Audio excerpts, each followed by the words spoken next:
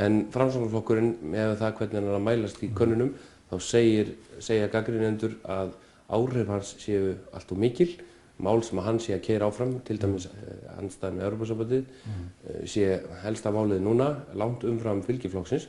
Og svo meira að segja sagt að héraðið þar sem að þú kemur, Skagafjörður, Skagfirðingar eru stolt fólk, að þeir hafi óeðlilega mikil áhrif í íslenskri pólitík í dag, er þetta satt?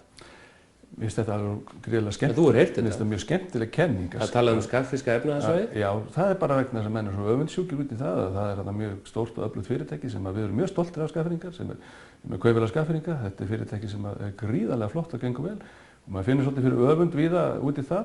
Erum við áhrifamiklir? Við erum ekkert áhrifamiklir framsóknarmenn umfram þar sem við höfum áunnið okkur, bara í gegnum kosningar og með útkomu og slíkt. En af hverju þá fylgi flokksins að dala?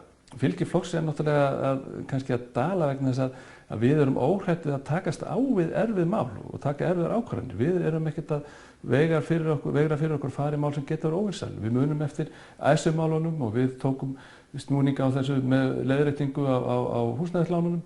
Hvort tveggja mál sem voru mjög umdeild, menn töldu að við gætum þetta ekki. Við töldum að þetta væri hvort tveggja mál sem væri mjög mikið réttlæti í.